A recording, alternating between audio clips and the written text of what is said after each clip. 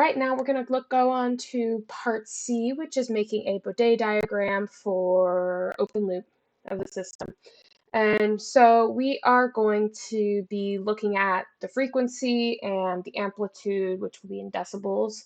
And so let's start with just putting out W, dB, and our phase. And this is going to be our sig dot Bode, because Bode diagram. Love a good application. And then we're going to do our transfer function forward. And so shift enter. Cool. All right, and what we're going to do is we're going to come up here and take this guy because we want to make our life easier. That's from part B. And we're going to change some stuff up a little bit. So because of it's a Bode diagram, sorry, my English is not working today. We are going to have two sections to plot. So we need our rows to equal 2, and we need our columns to equal 1. And so here's our x, and in both cases, our x is going to be equal to w, which is our amplitude. And then we will have our y on the first one be decibels, and our y on the second one is going to be our phase. And then we're going to add in, we got to add in what row it is and what column it is. And then the name for this one will be dB. Well, I'm going to go amp dB because it's in decibels. We're calling it dB because we already kind of used A, and it just makes life easier as far as defining everything with a code that has so many parts as we have. All right, and then down here we have our row is equal to 2, our column is equal to 1, and our name for this guy is going to be our phase. Shift enter. All right. Cool, so here is our amplitude in decibels and our phase. And that's just how our standard Bode diagram is going to look. Now, say we would want to specify what number amplitude. So in our case, let's say 1. Well, we're just going to come up here and we're going to add in a specification. So W is equal to 1. And shift enter, and let's do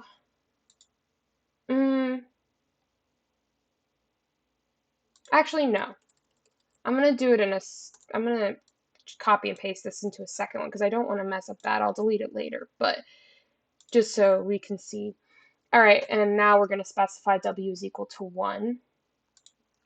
And then, because we have to do our amplitude ratio. So our ratio is going to be equal to 10 to the power of our dB over 20.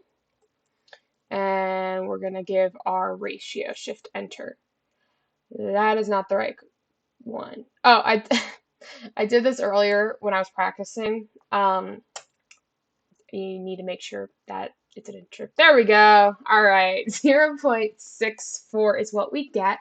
And so if we go back up to our part B diagram, coming over here, amplitude is coming up. So the highest we can get is 0.638,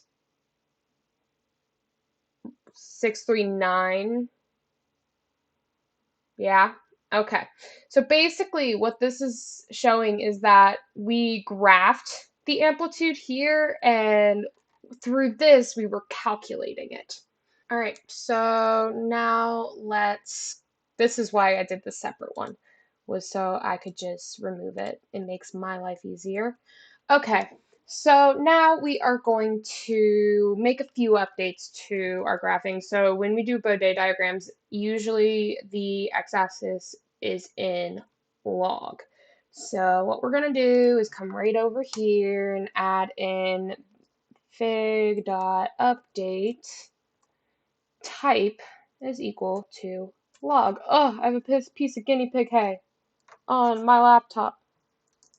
Ah, there we go. It's kind of dangerous. Oh, no. What do you not like? It's figured out update. Wait, why don't you like that? Oh, haha. I gotta do what I'm updating, which is our x-axis. Nope. Okay. I did this when I was practicing earlier again. Yeah, this should re-shift enter because it doesn't like it. Oh, I mean, it's laid out really weird, but it's fine. I don't want to mess with it. So you can see that this is our amplitude and this is our phase. And so first thing we're going to look over is crossover frequency. And so we're going to basically come down here. We're going to look for where it hits about 180. And so that's a little over 1. And we're going to come up and match where it is here. And that is less than 0, which means that our graph is a stable representation. And we also have to look at our phase margin. And so it's kind of going to be a similar process, but instead of figuring out where it's at 180 down here, we're going to figure out where it's at 0 up here. So we're looking at 0 because obviously when I said that it is less than 0, and that means it's stable, once it hits 0 and above is when our system is unstable. So we're reaching about 0, so it's around this range. And so we bring it down here, and I say that our temperature for that is about 175, 173, 175 range between these two. And so that gives us a phase margin of 13 to 15 degrees. And what that means is basically that's the distance from the 180 to our value of where it becomes unstable in the temperature.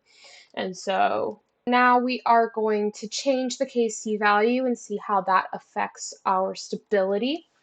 And so we were given that Kc is equal to 3. And I'm going to basically, oh, beep. Sorry, there was a car that beeped outside. We are going to kind of kill two birds with one stone in the sense of my Kc is all the way back up here. And so the other problem is to show how it changes this graph right here. And I will be able to do that before I show you how it affects the Bode diagrams. So enter. So if you see with this graph, it's starting to oscillate. And so that is showing that it is not stable, but we're going to continue on down as well to our Bode. And we're going to do the same process as we did before. So find where it hits 180. And so 180 is like 1.07, 1.14. 1.14, 1.07, so both of these values, regardless of, because so it's right in the middle of that, but this is the closest we can get. The y-axis is at 4.3, 2.9, regardless, it is above 0, which means that it is unstable. And so that is how the Kc value is affecting stability in this case.